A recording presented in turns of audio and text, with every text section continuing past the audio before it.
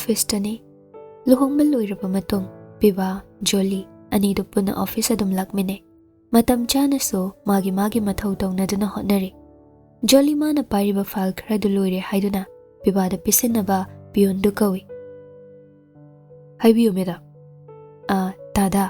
सिगी file सिंगसे lion लोइरबनी सरदौं तसिनबियुबा funny मेदा हाइरगा पियोंदो file खरदु पुदुना थोखरे जोली मसादो Y खर संगले हाइदुना मखुत मसादो खजिक तिंगथोकलगा अवाबगी सोरगादो फूलाउना कामथोकलगा ज्ञान ताना फमगे तौरिङै मिनट कानादा पियोंदो मुक लाक्लगा फाइल अनिमक थमलए मतौदुदा जोली ngakladuna किदौरगे तादा फाइल थममद्रदे सर लेहुद्रो लेहुवे मेदा अदुगा कइनो सिमुक पुरगा लाइसेना अनोबा फाइल मेदा सरनु पिरकपनि जोलीदो साउनिंगबना पिंग लावी हौजिक्तनी मागी थबक लोइरे हाइदुना वखल खजिक नुंगाइना पोथाजगे खलंबदो अदुगा अनोबा फाइल निगा हाइरकपदुदा टेबलदा लेरिबा फाइलदो साहुम नाइना फत लौखटलगा करीम हाइरमदा तफिंग पिबागी केबिन लोमदा चंखे मतौदुदा पियोन अमदी लेरिबा स्टाफ सिंगदो तुमिन लोइना येंगदुना लेहौवे चंगेगा हाइदे नुपीदो थोंदु फत हांगलगा चंगे अदुगा टेबल मथक्तुदा मखोल थोकना अरुंबा पोत थादरकपगुम थादे अदुगा मख्वांग मेत्तुना अरेबि सुक्तोकलगा येंगले पिबा मथौ तौदुना लेरंबनी अदुबु खोंजेलदुदा लेथोक्तुना येंगलकपदा तौरमलिबदु उबदा हंगई कइनो कइदौरगे जन लोइरबो फाइलसे याम थुइना हौजिकता पियोन पुखिदा गाइदाइने नते ऐसे कइ वइनो उगेबा कइनो नंबु लाकपगा मरम पिदै सौलांगिसिबो मी दानिमि कइगी मी ताबनो हौजिकता थबक लोइबगी फाइल सिंगदु पुखिदा गाइ अदुगा फाइल अममुक पिसलैसे ऐसे कइ वइनो उगेबा दासनाना ऐ खक्तरब ऑफिसदा थबक पुरिसिबो पिबा फमलंबदगी तबलब हौगतुना इसौ लांग्लिबा नुपीदुगी मांगदा लेपि अदुगा सावरिनेन तोइदु नोकलगा थेमजिनबिरै नंग ngasai isau langisidi फाइल सिगी ओइरे नंग थबक लोइरेना हाइबदुदा यारदि सिमतंग लोइसिलुन पिगिबनि ओ ऐसे खुद हांगना लेबगा यादबै मोंगनिने नंगिसे हा मीगिना मुक्तोइबा माइ नुपीदो वाखिनिना पोथा हंदना तुम तौई अदुगा अखोइगिना थबक अमा लोइख्रे अमा मुक पिसिन हवरगेना ngai लेबनिबा पिबा नुकमी पैदुना लेरिबा नुपीदुदा नोनथरप तौना येंगलगा याम वारबो वारे खयम वारगेने दासना याम करीमना निंग्ब्राना फागिरबाय नाइसे ओ वारे याम वारे लाओ दुदि हाइरगा पिबा नुपीदुगी खुत्तु ताप पाइदुना समलगा मागे फमफमलोमदा पुदुना लाई अदुगा चेयरदुदा माना हाना फमलगा मागे तंपाक्तुदा फैना फमथाले जोली तौरिबदु इखंग खंगलदुना हौगतके तवी खैनो तैदुबो ngawrabona मतौदु खंगमना पिबा नुपीदुगी खुत्तु ताप फादुना थतलगा थमे अदुगा नोकमी येंगलगा वाई हाइदाइने पोथारोसिदा नंगना वाबा फट्रे फाव ऐगी नाक्सिदा लेरगा पोथाव ऐना वाहल्ले हाइरबनिना नंगना वाबा फट्रे फाव नंगी माइथोंदा हराउबगी मिनोक तमद्रे फाव इनाक्तगी चटकिबा यार जोली पिबादा मुगियें थोंगलोमदा मुगियें तौदुना इपा पाखतना दासना कइनो मिनंबो मथांग याम चादेको मी चंगागा चुमननबा थबक याम तौई वादो हाइबगा पिबा टेबलदगी फोन दु लौखत्तुना कॉल अमा तौई मीदुसु पाइखले पुंगमुक्ति ऐगी रूमदा कनाम चंगलकिनुको नोय मेदाम से इसौ याम कन तौरी फनी सर फोन दु थमनख्रे पिबा मागी तंपाकता लेरिबा नुपीदुदा मुक वनसिलगा यारेको सिदैदी कनाम चंगर पाखलनु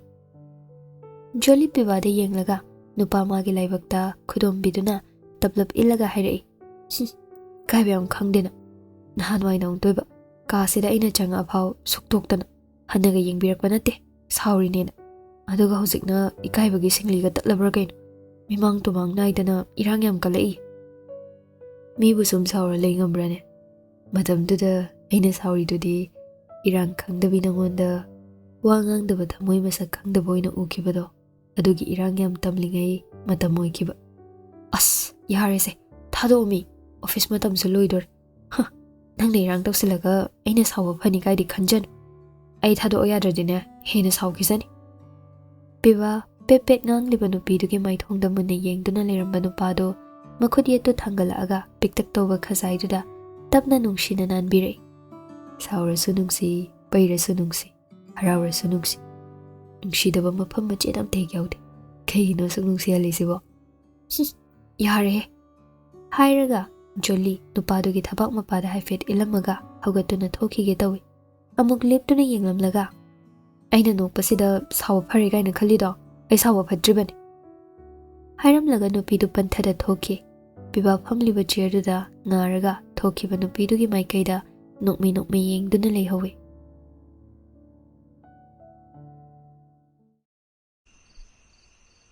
ꯅꯨꯃꯤꯗꯥꯡꯅꯤ ꯄꯨꯡ 7 ꯇꯥꯕ ꯑꯣꯏꯒꯅꯤ ꯀꯤꯆꯟꯗꯨꯗ ꯃꯤꯁꯅ ꯕ꯭ꯂꯨ ꯃꯆꯨꯗ ꯕꯦꯕꯤ ꯄꯤꯡꯛꯅ ꯃꯣꯏꯔꯥꯡ ꯐꯤ ꯀꯣꯠꯄ ꯁꯨꯠꯇꯨꯃ ꯁꯦꯠꯂꯒ ꯆꯥꯛ ꯊꯣꯡꯕ ꯍꯧꯗꯨꯅ ꯂꯩꯔꯤ ꯔꯣꯕꯔꯠ ꯅꯥꯒꯦꯠ ꯍꯥꯏꯐꯦꯠ ꯌꯦꯡꯗꯨꯅ ꯆꯪꯂꯛꯄꯅꯤ ꯔꯣꯕꯔꯠ ꯂꯥꯛꯂꯤꯕꯗꯣ ꯃꯤꯁꯅ ꯎꯕ ꯅꯠꯇꯦ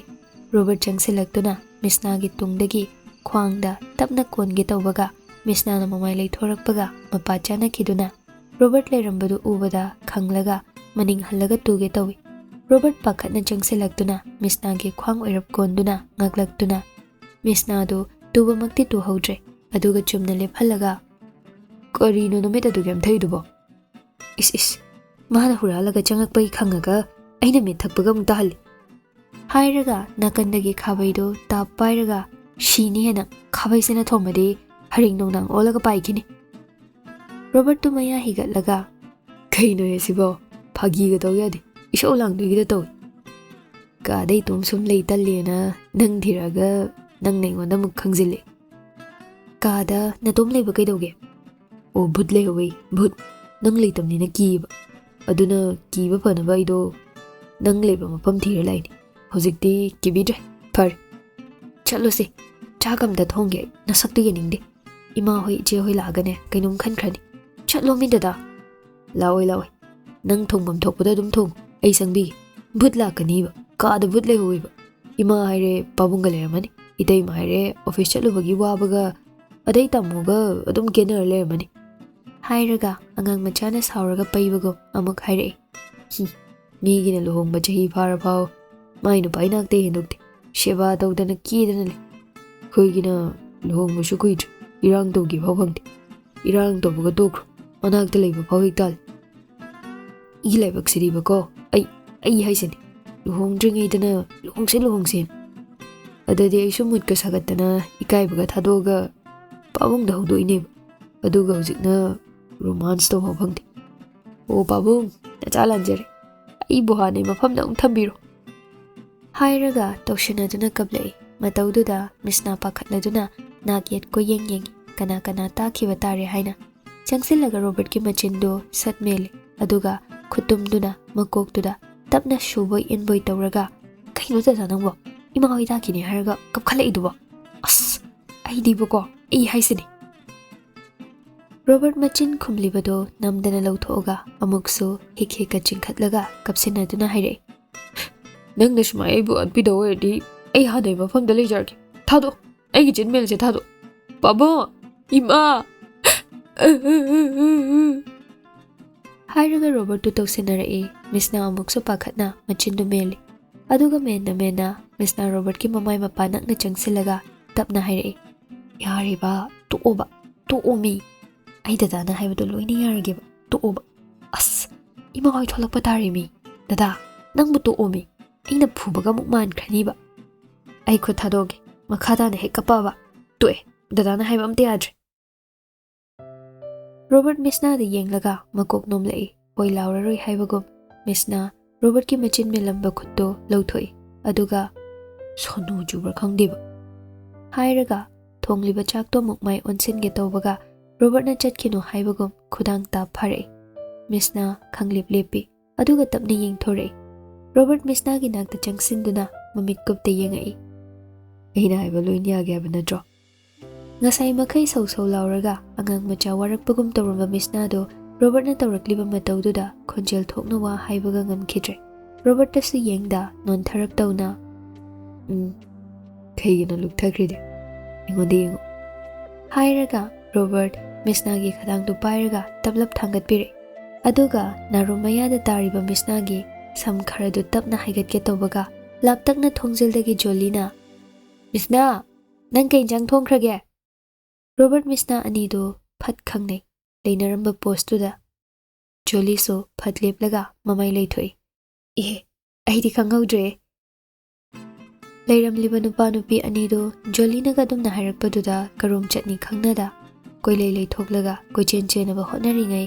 ꯖꯣꯂꯤ ꯊꯣꯡꯖꯤꯜꯗꯒꯤ ꯆꯪꯉꯛꯏ꯫ ꯔꯣꯕꯔꯠ ꯏꯁꯤꯡ ꯌꯥꯎꯗꯕ ꯒ꯭ꯂꯥꯁ ꯑꯃ ꯄꯥꯏꯔꯒ ꯊꯛꯀꯦ ꯇꯧꯏ꯫ ꯃꯤꯁꯅꯥꯁꯨ ꯉꯥꯏ ꯈꯪꯂꯗꯨꯅ ꯁꯦꯝꯕ ꯂꯣꯏꯔꯕ ꯑꯦꯟꯁꯥꯡꯗꯣ ꯅꯥꯀꯜꯗꯒꯤ ꯑꯂꯨ ꯑꯃ ꯄꯥꯏꯈꯠꯂꯒ ꯁꯦꯝꯅꯕ ꯑꯃꯨꯛ ꯍꯣꯠꯅꯩ꯫ ꯑꯗꯨꯒ ꯄꯥꯈꯠꯅ "ꯉꯥ ꯇꯥꯎꯕ ꯊꯣꯡꯕ ꯑꯃꯒ ꯏꯔꯣꯟꯕꯒ ꯇꯧꯒꯦꯅ"꯫ ꯔꯣꯕꯔꯠ ꯁꯨꯝ ꯂꯩꯕꯗꯤ ꯌꯥꯔꯔꯣꯏ, ꯏꯀꯥꯏꯕꯁꯨ ꯍꯦꯜꯂꯛꯑꯅꯤ ꯈꯪꯕꯅ ꯄꯥꯏꯔꯝꯂꯤꯕ ꯑꯍꯥꯡꯕ ꯒ꯭ꯂꯥꯁꯇꯨ ꯐꯠꯊꯅꯝꯂꯒ ꯊꯣꯛꯂꯛꯏ꯫ ꯊꯣꯡꯖꯤꯟꯗ ꯂꯩꯔꯤꯕ ꯖꯣꯂꯤꯗꯁꯨ ꯍꯥꯏꯐꯦꯠ ꯌꯦꯡꯉꯒ "ꯏꯇꯩꯃ, ꯑꯩꯗꯤ ꯏꯇꯩꯃ ꯊꯕꯛ ꯆꯠꯂꯨꯕꯒꯤ ꯄꯣꯊꯥꯖꯔꯅꯤꯅ ꯑꯕꯦꯝꯒꯤ ꯃꯇꯦꯡ ꯁꯨꯝ ꯌꯥꯔꯅꯤ, ꯏꯇꯩꯃ ꯂꯥꯛꯑꯝꯅꯤꯅ ꯑꯗꯨꯝ ꯇꯧꯃꯤꯟꯅꯍꯧꯔꯣ" ꯍꯥꯏꯔꯝꯂꯒ ꯔꯣꯕꯔꯠ ꯄꯟꯊꯗ ꯊꯨꯅ ꯃꯥꯒꯤ ꯀꯥ ꯇꯝꯅ ꯆꯦꯟꯈꯠꯈ꯭ꯔꯦ꯫ ꯃꯇꯧꯗꯨꯗ ꯖꯣꯂꯤ ꯃꯆꯤꯟ ꯈꯨꯝꯗꯨꯅ ꯅꯣꯛꯍꯧꯏ꯫ ꯃꯈꯥ ꯇꯥꯅꯗꯤ ꯅꯣꯛꯇ꯭ꯔꯦ ꯃꯤꯁꯅꯥꯗꯣ ꯍꯦꯟꯅ ꯏꯀꯥꯏꯈ꯭ꯔꯅꯤ ꯈꯪꯕꯅ꯫ ꯑꯗꯨꯕꯨ ꯆꯪꯁꯤꯟꯗꯨꯅ ꯃꯥꯅ ꯑꯣꯏꯅ ꯍꯪꯉꯛꯏ꯫ "ꯃꯤꯁꯅꯥ, ꯅꯪ ꯀꯩꯀꯩ ꯇꯧꯈ꯭ꯔꯒꯦ? ꯑꯩꯗꯣ ꯉꯁꯥꯏ ꯂꯥꯛꯇꯧꯁꯨꯅꯦ ꯃꯇꯝ ꯂꯩꯇꯕꯅꯤꯅ ꯋꯥꯁꯤꯡ ꯃꯦꯆꯤꯟꯗ ꯐꯤꯗꯣ ꯑꯃꯨꯛ ꯎꯪꯂꯝꯕ ꯑꯗꯨꯒꯤꯅꯤ꯫ ꯀꯔꯥꯏꯅꯣ, ꯀꯩꯀꯩ ꯋꯥꯠꯂꯤꯒꯦ? ꯂꯣꯏꯁꯤꯟꯃꯤꯟꯅꯔꯁꯤ" ꯍꯥꯏꯔꯒ ꯆꯪꯁꯤꯟꯗꯨꯅ ꯊꯥꯡꯗꯨ ꯄꯥꯏꯔꯒ ꯇꯧꯒꯗꯕꯁꯤꯡꯗꯨ ꯌꯦꯡꯂꯛꯏ꯫ "ꯉꯥ ꯇꯥꯎꯕ ꯊꯣꯡꯕꯗꯤ ꯂꯣꯏꯔꯦꯗ, ꯏꯔꯣꯟꯗꯧꯗ ꯉꯥꯏꯔꯤ, ꯀꯥꯝꯕꯗꯤ ꯂꯣꯏꯔꯦ ꯏꯆꯦ, ꯏꯔꯣꯟꯕꯗ ꯆꯥꯏꯒꯗꯕ ꯃꯔꯣꯏ ꯃꯄꯥꯡ ꯁꯦꯝꯗꯧꯗ ꯉꯥꯏꯔꯤ"꯫ "ꯑꯣ, ꯐꯔꯦ, ꯑꯗꯨꯗꯤ ꯑꯩ ꯁꯦꯝꯕꯤꯔꯛꯑꯒꯦ"꯫ "ꯑꯩ ꯀꯣꯟ ꯑꯃꯥꯡꯕ ꯈꯔꯁꯦ ꯑꯝꯇ ꯐꯦꯡꯗꯣꯛꯈꯤꯒꯦ, ꯑꯗꯨꯒ ꯑꯩ ꯑꯗꯨꯝ ꯊꯣꯡꯉꯒꯦ" ꯍꯥꯏꯔꯒ ꯃꯤꯁꯅ ꯕꯦꯁꯤꯟꯗ ꯉꯥ ꯍꯥꯞꯄꯒꯤ ꯀꯣꯟꯁꯤꯡꯗꯨ ꯐꯦꯡꯕ ꯍꯧꯈ꯭ꯔꯦ꯫ ꯖꯣꯂꯤ ꯇꯤꯜꯍꯧ ꯑꯃꯒ ꯃꯔꯣꯏ ꯃꯄꯥꯡ ꯈꯔꯒ ꯂꯧꯊꯣꯛꯇꯨꯅ ꯁꯦꯝꯕ ꯍꯧꯔꯛꯏ꯫ ꯇꯥꯟꯖꯥꯗꯨꯗ ꯄꯤꯕꯥ ꯁꯥꯎꯔꯞꯅ "ꯑꯩꯅ ꯏꯁꯤꯡ ꯒ꯭ꯂꯥꯁ ꯑꯝꯇ ꯄꯨꯔꯛꯎ, ꯀꯣꯛ ꯆꯤꯛꯏ, ꯒꯨꯂꯤ ꯆꯥꯒꯦ ꯍꯥꯏꯈ꯭ꯔꯒ ꯀꯩꯅꯣ ꯍꯥꯏꯕꯅꯤꯗ"꯫ ꯉꯁꯥꯏ ꯑꯣꯐꯤꯁꯇ ꯉꯥꯡꯅꯈꯤꯕ ꯋꯥꯗꯨꯗꯒꯤ ꯑꯅꯤꯗꯨ ꯀꯔꯤꯝꯇ ꯍꯥꯏꯅꯕ ꯅꯠꯇꯦ꯫ ꯄꯤꯕꯥꯅ ꯀꯧꯕꯒ ꯖꯣꯂꯤꯅ ꯈꯨꯝꯕꯤꯔꯝꯕ ꯅꯠꯇꯦ꯫ ꯑꯗꯨꯒ ꯀꯩꯁꯨ ꯇꯧꯗ ꯂꯩꯍꯧꯕ ꯃꯥꯅ ꯄ꯭ꯔꯞ ꯂꯥꯛꯑꯒ ꯀꯣꯛ ꯆꯤꯛꯄꯒꯤ ꯏꯁꯤꯡ ꯍꯥꯏꯔꯛꯄꯗꯨꯗ ꯃꯤꯁꯅꯥꯁꯨ ꯂꯩꯕꯒ ꯖꯣꯂꯤ ꯏꯈꯪ ꯈꯪꯅ ꯌꯦꯡꯊꯣꯔꯛꯄꯅꯤ꯫ ꯇꯥꯟꯖꯥ ꯆꯥꯍꯧꯗꯕꯒ ꯇꯤꯜꯍꯧ ꯁꯣꯏꯔꯝꯕ ꯖꯣꯂꯤꯒꯤ ꯈꯨꯠꯇꯨ ꯊꯥꯡꯗꯨꯅ ꯐꯠ ꯂꯦꯟꯈꯤ꯫ "ꯏꯃꯥ, ꯑꯁ"꯫ ꯄꯤꯕꯥ ꯉꯁꯥꯏꯗꯒꯤ ꯖꯣꯂꯤꯅ ꯇꯧꯔꯤꯕ ꯃꯇꯧꯗꯨ ꯁꯥꯎꯔꯗꯨꯅ ꯂꯥꯛꯈꯤꯕꯅꯤ꯫ ꯇꯨꯡ ꯑꯣꯟꯗꯨꯅ ꯀꯣꯟ ꯐꯦꯡꯂꯒ ꯂꯩꯈꯤꯕꯗꯨꯗ ꯄꯤꯕꯥ ꯀꯤꯆꯟꯗ ꯃꯤꯁꯅꯥ ꯂꯩ ꯍꯥꯏꯕ ꯎꯔꯨꯗꯕꯅꯤ꯫ ꯑꯗꯨꯒ ꯖꯣꯂꯤꯅ ꯁꯣꯛꯄꯒꯤ ꯃꯑꯣꯡ ꯇꯧꯔꯛꯄꯗꯨꯗ ꯐꯠ ꯆꯦꯟꯁꯤꯜꯂꯛꯏ꯫ ꯀꯣꯟ ꯐꯦꯡꯗꯨꯅ ꯂꯩꯔꯝꯕ ꯃꯤꯁꯅꯥꯁꯨ ꯖꯣꯂꯤꯒꯤ ꯅꯥꯛꯇ ꯆꯪꯁꯤꯜꯂꯛꯏ꯫ ꯄꯤꯕꯥ ꯆꯞ ꯂꯦꯞꯄꯤ꯫ ꯃꯤꯁꯅꯥ ꯂꯩꯔꯝꯕꯗꯨꯗ ꯁꯣꯛꯅꯕ ꯌꯥꯗꯕꯅ ꯃꯥ ꯄꯥꯈꯠꯂꯁꯨ ꯂꯥꯞꯇꯛꯅ ꯂꯦꯞꯂꯒ ꯂꯩ꯫ "ꯀꯌꯥꯝ ꯁꯣꯛꯏꯅꯣ? ꯇꯞꯅ ꯇꯧ ꯌꯥꯗ꯭ꯔꯣ"꯫ ꯖꯣꯂꯤ ꯄꯤꯕꯥꯗ ꯄꯩꯅ ꯌꯦꯡꯉꯒ "ꯆꯪꯉꯛꯀꯅꯣ ꯑꯝꯇ, ꯅꯪꯅ ꯀꯧꯔꯛꯄꯩ ꯅꯠꯇ꯭ꯔꯁꯦ? ꯉꯁꯥꯏꯅ ꯑꯩ ꯁꯥꯎꯕ ꯐꯠꯇ꯭ꯔꯦ ꯍꯥꯏꯕ ꯅꯠꯇ꯭ꯔꯣ"꯫ ꯄꯤꯕꯥ ꯃꯤꯁꯅꯥꯒꯤ ꯃꯃꯥꯡꯗ ꯑꯗꯨꯃꯥꯏ ꯍꯥꯏꯔꯛꯄꯗꯨꯗ ꯏꯀꯥꯏꯔꯗꯨꯅ "ꯀꯩꯅꯣꯍꯦ, ꯐꯥꯒꯤ ꯇꯧꯔꯒ ꯁꯨꯝ ꯁꯥꯎꯂꯦ. ꯂꯥꯎ, ꯍꯤꯗꯥꯛ ꯍꯥꯞꯄꯨꯁꯦ. ꯅꯪꯅꯒ ꯍꯥꯞꯄꯤꯅꯨ, ꯃꯤꯁꯅꯥ ꯑꯗꯨꯝ ꯍꯥꯞꯍꯟꯒꯦ. ꯆꯪꯉꯛꯀꯅꯨꯀꯣ, ꯅꯪ ꯃꯤꯁꯅꯥꯁꯦ ꯅꯅꯥꯎ ꯅꯨꯄꯤꯅꯤ, ꯍꯥꯟꯅꯗ ꯑꯣꯏꯗ꯭ꯔꯕꯅꯤ"꯫ "ꯈꯪꯉꯤꯍꯦ, ꯑꯗꯨꯅꯕꯨ ꯑꯩꯁꯨ ꯆꯪꯁꯤꯟꯗ꯭ꯔꯤꯁꯤꯅꯤ, ꯀꯔꯤꯅꯣ"꯫ ꯃꯤꯁꯅꯥꯗꯣ ꯑꯅꯤꯗꯨꯒꯤ ꯃꯇꯧꯗꯨꯗ ꯃꯥ ꯑꯣꯏꯅ ꯏꯀꯥꯏꯔꯗꯨꯅ ꯅꯣꯛꯏ꯫ ꯖꯣꯂꯤ ꯃꯤꯁꯅꯥꯗ ꯑꯣꯟꯁꯤꯜꯂꯒ "ꯃꯤꯁꯅꯥ, ꯅꯪ ꯆꯠꯈꯤꯅꯨꯀꯣ, ꯅꯠꯇ꯭ꯔꯗꯤ ꯑꯃꯁꯦ ꯆꯪꯁꯤꯜꯂꯛꯀꯅꯤ". "ꯏꯆꯦ, ꯌꯥꯔꯔꯣꯏꯌꯦ, ꯑꯗꯨꯃꯥꯏꯅ ꯁꯨꯝ ꯂꯩꯕꯗꯤ ꯏ ꯁꯨꯝ ꯊꯣꯛꯑ ꯂꯩꯔꯅꯤꯌꯦ. ꯑꯩ ꯍꯤꯗꯥꯛ ꯂꯧꯔꯨꯒꯦ, ꯉꯥꯏꯍꯥꯛꯇꯪ ꯂꯩꯔꯝꯃꯨ". "ꯆꯠꯈꯤꯅꯣꯃꯤ, ꯏ ꯊꯣꯛꯀꯦ ꯊꯣꯛꯆꯁꯅꯣꯕ, ꯂꯩꯌꯣꯕ ꯑꯗꯨꯝ". ꯇꯧꯔꯤꯕ ꯃꯇꯧꯗꯨꯗ ꯄꯤꯕꯥ ꯂꯩꯐꯝ ꯈꯪꯗ꯭ꯔꯦ꯫ ꯖꯣꯂꯤꯒꯤ ꯈꯨꯠꯁꯨ ꯏ ꯊꯣꯛꯄ ꯁꯨꯝ ꯍꯦꯟꯖꯤꯜꯂꯛꯄꯗꯨꯗ ꯃꯤꯁꯅꯥꯗ ꯐꯠ ꯍꯥꯏꯔꯛꯏ꯫ "ꯃꯤꯁꯅꯥ, ꯅꯪ ꯈꯔ ꯆꯠꯊꯣꯛ, ꯅꯠꯇ꯭ꯔꯗꯤ ꯑꯩꯅ ꯆꯦꯁꯦ ꯇꯥꯞ ꯂꯥꯎꯅ ꯁꯣꯛꯂꯛꯀꯅꯤ. ꯁꯣꯛꯄ ꯌꯥꯗꯦꯅ ꯏ ꯑꯁꯨꯛ ꯌꯥꯝ ꯊꯣꯛꯑꯕꯁꯦ ꯁꯨꯝ ꯌꯦꯡꯉ ꯂꯩꯕ ꯉꯝꯃꯣ". ꯍꯥꯏꯔꯒ ꯄꯤꯕꯥ ꯆꯪꯁꯤꯜꯂꯛꯏ꯫ ꯍꯥꯏꯕꯒ ꯇꯧꯕꯒ ꯑꯗꯨꯝ ꯇꯧꯔꯛꯀꯅꯤ ꯈꯪꯕ ꯃꯤꯁꯅꯥꯗꯨ ꯖꯣꯂꯤꯒꯤ ꯅꯥꯛꯇꯩ ꯐꯠ ꯆꯠꯊꯣꯛꯂꯒ ꯂꯥꯞꯇꯛꯅ ꯂꯦꯞꯄꯤ꯫ ꯑꯗꯨꯒ ꯄꯤꯕꯥ ꯐꯠ ꯆꯪꯁꯤꯜꯂꯛꯇꯨꯅ ꯀꯔꯤꯝ ꯍꯥꯏꯔꯝꯗ ꯖꯣꯂꯤꯗꯨ ꯐꯩꯅ ꯍꯦꯛꯇ ꯄꯝꯈꯠꯈꯤ꯫ ꯃꯤꯁꯅꯥ ꯑꯅꯤꯗꯨꯗ ꯃꯃꯤꯠ ꯂꯥꯎꯊꯣꯛꯂꯒ ꯌꯦꯡꯗꯨꯅ ꯂꯩ꯫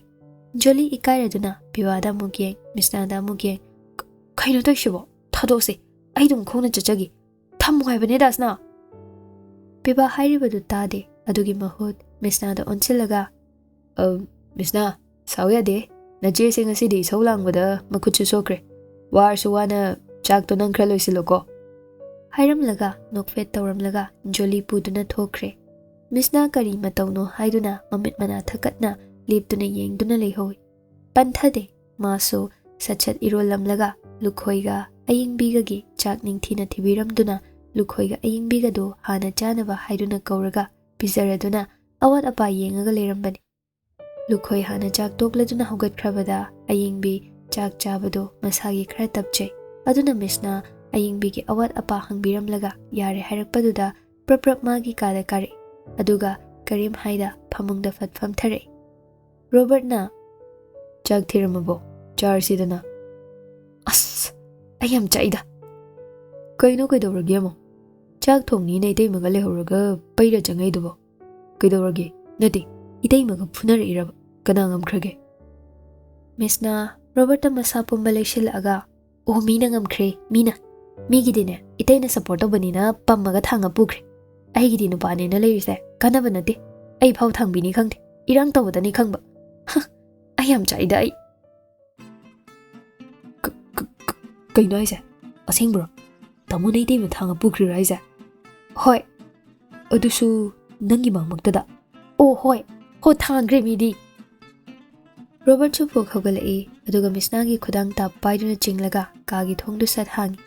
hira ai sibo aigi nupi thangba ngamdaba dawna law nangsu thang kitchen dai natra dai ma thang khrido adu mafamdudagi nangsu thang niba kainu da nang tai duba ngawrba law moina nang mang dai talener ba yab nangi soile law ichaga do moi dai han poksikandi lem thok pasimi ne musitine hairaga Robert Missna do chinglaga pure Missna aying bichak chahobani haibado sauning bagi ningaina kauthoklu adubo moi ani na kitchen yaroppadadi aying bidu chak tokpagi Beshin da khud hamduna leirami Robert tu phingna lakpaga mama leiriga du ude kitchen gi thongjen yaurabada Missna du lefallaga phaina satpam khali prap laaga machana tawriba matawdu ubada ayingbe ngakladuna ibungo imagi Robert kaidawragi maudu de khonjal du tabada Robert amadi Missna anido pulap yengthore anidu ikairaduna ngahaktang du khumpham khangda mama da tingak yengduna le Missna di ikaiwe henmanbadagi mamaido Robert ki thabakta upsillaga leikre Robert ikairashu ikaina tawrurabanina ikaiba khanglaga asumna khumi ima nahawai pabunga imaga nauringai matamgi romance to kauramani na ningsingnaba tawbani nachaga namawgi matawsi yengaga ningsingbra yeng pabungi nakta hairamlaga Robert Missna puduna kitchen dagi thokre pai leite ayingbe Machana hairamliba waduda maya kaduna yenglaga lehowe somdana asokpa khuttu hidak hapaloire phatabala singsingdo hundokluraga changakpada saurine haidana paidana leiriba nupidu ubada nokmi khwang metuna leplaga yengje nupidu su paina nupaduda amuk mukasa yengle matawduda piba phamungduda yanthaduna famliba nupidu gi mang oira khuruna ma sauraga phamthare thingi chakjana batawrasi chaning de hairaga sauraga balcony room da fat thoki piba chetki banupidu gi maikaida haifet yengduna le aduga masu tumin hogatuna thoglei lepina kalduda masu amuksu yenglei nupi mangonda wadi haide tumin yengi matawdo joli makhut anido manglom da punaduna lapna thokliba thazadu yengduna le sum tumin ngahak leinarba matung pibana sum sauki doiro ngasai office tagi sauraga lakpado hauze phaudum saurdi ai kamai themo haibano matang chadana irang yam pamina aduna saukini edi ikai dra khangde manau no pigi mamangduda piba makhut ani do pocket homlaga yenglambado joli gi waduda sugatlaga noi keino nangna da du yam soidubo nangna khangda doini moina hina irang toribone lohongba nauribagi nahanwa ibani lohongba kuidringai Robert na chaktana tawbado adugi revenge lawdu yingai leiribani ada ai su moi nupi mamangda tawgen toini joli khut punaramba makhutu lawthoklaga khwangda haifet metlaga Robert noi ni chaknaraga Missna mamangduda nang taido kai kanadoino ikai dra haibani da kaino nangna sayang gyan tadrisibo hayangawbi aina nangonda nungsiba utliba matawsida luhongba nawriba moidine romance story bitawningamdoini aduna Missna na ukrido aduna hena farabani migi romance tawba tawdo apana leirona akhoiginane aingonda dum khatna horaga sawhallo aduga isau langhalo nungsidemda piba noklambado leplaga tapna jangselai aduga nupi magi mangda nakna leplaga khadang oirap leiriba magi saugan bidugi khwangda khut anina tapna kole aduga nungsimit yengna jagadaba makhai yengduna aina khatna bahoriba nangba sawhalliba isau langalise ategi nati aina irang tawning mamatangda nangna nungsi ingit khangdabado adugi love language oina nangna ingonda isau langakpado aingondadi oinaba mata oina urini aduna nangna saubada aina nokmi tawra yengido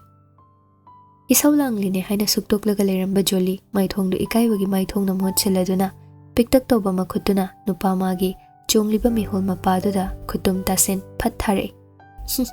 nungsi ingit bu adumain tawnabro hairaga PIBAgi mathada mamaidu upsinki PIBA nokmi tawna joligi kokta haifet nan thabire aduga khanghauda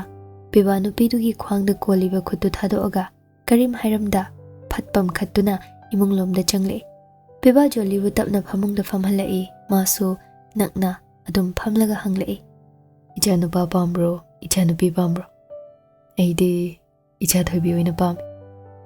joli pisunga do khajik suklaga mamai chepthara nokmi tawna PIBA de yenglaga kaigino ija thobi oina pamide PIBA sor sangba mohontoi aduga nupidugi makhutto pairaga khubak mayaida nanboi kaiboi tawraga nangumna ningai chawbi isau ganbi ma pam ija thobi oina maramdi nong phadok aina thabak yadabagi thengna halakpa yarsune machin machaga do tumthoga papa ai papa lakpa ngairi kaigino thengise ayeng khai thengba yaroi kaina hairaga nangi mahut sindawam joli nokmi tawadu lepte mamit to paini yenglaga oh adudi aigi saudi value literacy ne ai nungsiba hanthari sineba hema kaino chandangbo thamoida leba nungsibabu hikta hanthaba yabro aigi thamoida nangbu nungsibagi ahenba saruktuni icha thoibida makhapjin doise kaigino nata WakhaL khalidobo handaki PIBAgi wahaiduda suklamba nupidugi maithongdu hanjinkiduna ikai nungsi yanaba minokka loinana maidu tapna nonthaki aduga ngaihak adumna leiruraba matung joli makhut yetto tingthoktuna mamaida amuk nongkhatlaga PIBAde yengna adudi karai nangi saukan bi icha thoibida aingonda piro thajadaba nupidugi wahai singdo tumin taduna leramba PIBA manak nakna leiriba nupidugi maithong sinba thungna yengna tingthoktuna leiriba nupi magi khutto PIBAgi oigi khuttuna tapna paishanbi aduga nupa magi yetki khuttuna nupidugi yamdabi tarakliba samlang maru kharado tapna haigatpiraga mit kupta nungsine yenglei amuksi yetki khuttuna nupi magi napada thamlaga makhut khubiduna khazai mapada thengaga tapna nanbiraga tablapna hairei pigani nangnabu pamladi icha thoibi khaknati icha thoibasu pigani nungsibana pathoklaba thamoisigi nungsiba pumba nafamda khudol tawduna nungshiba pumba si yengani wasi hairaga PIBA joligi laibakta tapna nungsina machin banduna thengbire nupadugi matawda pukning nungsirap tawna tathak yenglamba nupidugi mitlu ani tapna uishanduna nupa magi mathada changsinduna solai khonjel tapna aina saugi khalasu nangina tawsina ayu sawa ngamhandi kaigino itap chaba malaga mayak asukan banangina tawse nangi makalamba maithongta magingjagi khanjariba aina nangi sawa saktamdo aina yengingbana mai machasida sum leihanba aina pamdi nangna kuina sawbase ayam langtakne chan sawbagi mahot momon noktuna aigi thanungsida lengdana dum lei